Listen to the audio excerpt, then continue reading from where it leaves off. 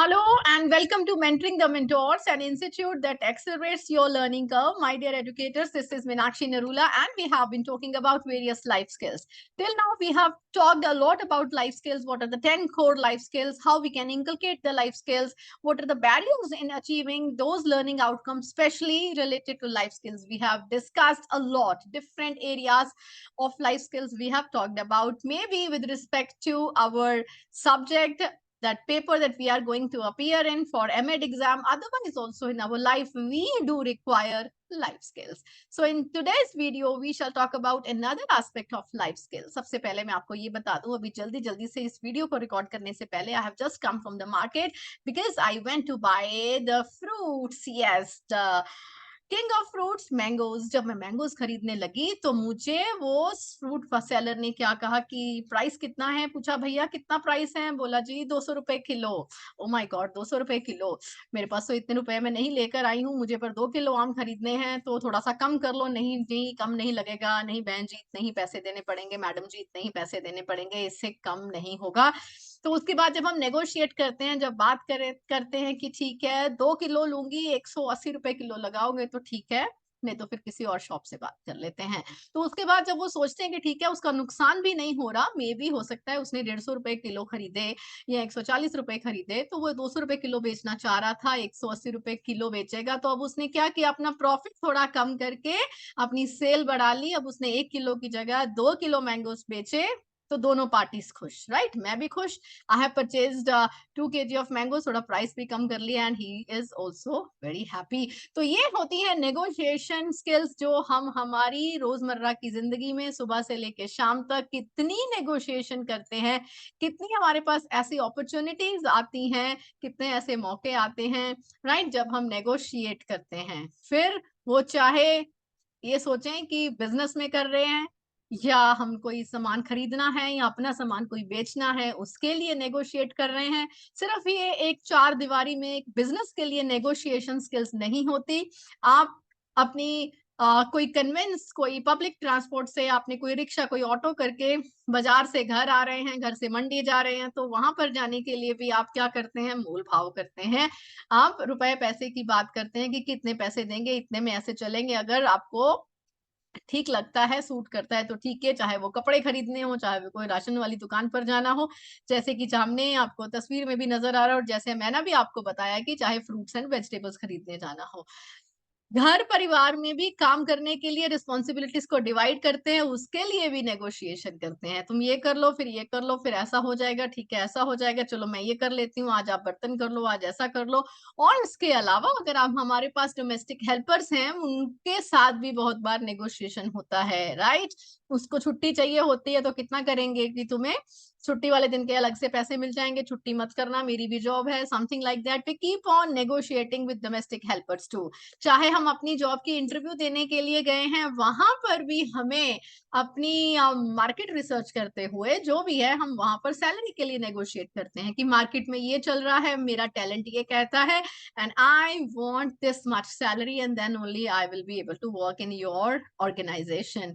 यहाँ तक कि स्कूल में एडमिशन कराते हैं, वहां पर भी बहुत नेगोशिएशन होता है कि आप, मेरे 2 बच्चे हैं, इनकी फीस आप कम कर दीजिए, आधी कर दीजिए, 4 पड़ोस के बच्चों का भी मैं एडमिशन करवा दूंगा, मैं करवा दूंगी, सिबलिंग डिस्काउंट चाहिए, जो बाकियों से थोड़ा ज्यादा चाहिए, इस तरीके का भी नेगोशिएशन होता है। और चाहे बच्चों को, बीवी को, हस्बैंड को गिफ्ट देना हो, थोड़ा एक्सपेंसिव है, बजट नहीं उसको अलाउ करना, तो वहां पर भी किसी तरीके से नेगोशिएशन होता है।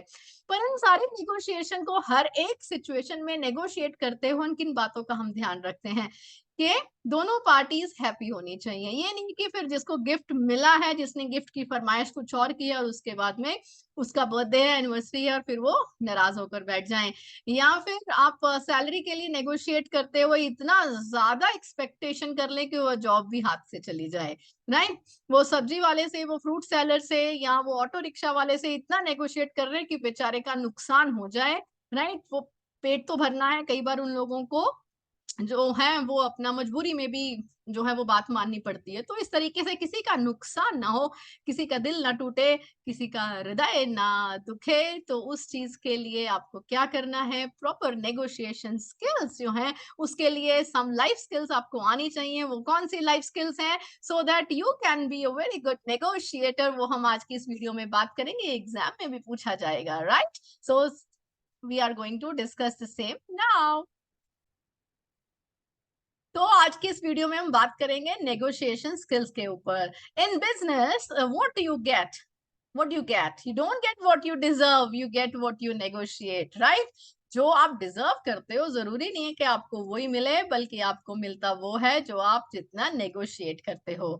सो नेगोशिएशन स्किल्स क्या है? Ability to communicate and compromise in order to reach an agreement that satisfies both the parties, right? So negotiations, they are important both in personal and professional setting. इसकी कुछ examples मैंने अभी आपके साथ discuss करी। So my dear educators, इसके लिए हमें थोड़ा सा इसके बारे में डिटेल में देखना है कि इस चीज के लिए हमें क्या करना है to be a good negotiator. सबसे पहले हमें प्रिपेयर करना है before entering into a negotiation. It's important to prepare by researching the other parties interest, goals and preferences. जो दूसरी पार्टी है उसके गोल्स, इंटरेस्ट और प्रेफरेंसेस को ध्यान में रखते हुए फिर हमें नेगोशिएट करना है। बर्थडे के लिए आप किसी के, अपने स्पाउस के गिफ्ट खरीदना है, उसकी चॉइस कुछ और है, पर उनकी ही चॉइस को ध्यान में रखते हुए you should come up with some alternatives as well. Before negotiating a salary raise, आपको इंक्रीमेंट की बात करनी है अपने जहां पर आप जॉब कर रहे हैं, आपको अपने एम्प्लॉयर के साथ। सो एक एम्प्लॉय को पहले रिसर्च करना पड़ेगा, इंडस्ट्री के स्टैंडर्ड्स क्या हैं, उसकी फाइनेंशियल परफॉर्मेंस क्या है, then only you can go ahead with bargaining or called negotiation. और इसके अलावा active listening that plays a very important role in negotiation. जब हम किसी की बात को सिर्फ सुनते हैं, we just hear, there is difference between hearing and listening. और लिसनिंग भी कैसी होनी चाहिए? Active listening. सुनते हैं क्योंकि हमें जल्दी से जवाब देना होता है, नहीं ऐसा नहीं चाहिए, पर हम अपना जवाब, अपना उत्तर पहले से ही तैयार करके बैठे होते हैं। पर जब एक्टिवली सुनते हैं तो हम अपने दूसरी पार्टी के पर्सपेक्टिव को अच्छे से सुनते हैं, समझते हैं कि दूसरी पार्टी की नीड्स, कंसर्न्स और उसके प्रेफरेंसेस कैसे हैं। ताकि इसके लिए we should be asking questions, दूसरे को सुनना। लाइक मैंने एक्टिव लिसनिंग की आपके पास टेक्निक आपके साथ शेयर की थी, slant, sit up, lean forward, ask questions, nod your head and track the talker.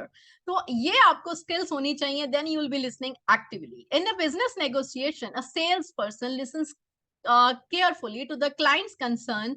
Client के क्या concern है, उसकी क्या needs हैं, उसके accordingly उसको जो product या service जो है वो offer की जाती है।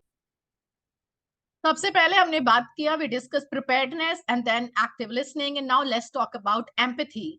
Empathy involves understanding and respecting the other party's perspectives and feeling. दूसरी पार्टी का perspective क्या है, उसकी feelings क्या है, to put yourself in other shoes, showing that you understand and care about their position, right?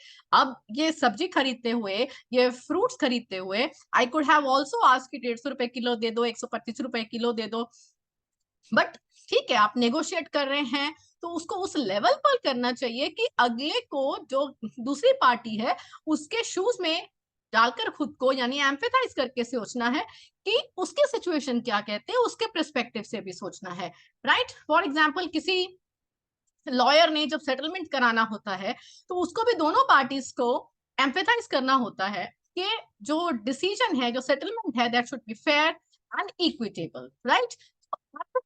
जो है वो that plays a very very important role, right? हर बार ये नहीं होता कि छुट्टी अगर किसी को चाहिए, आपके डोमेस्टिक हेल्पर को हमेशा आपने मना ही करना है।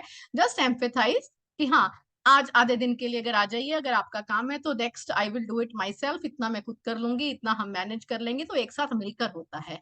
एम्पैथाइज करना बहुत जरूरी है।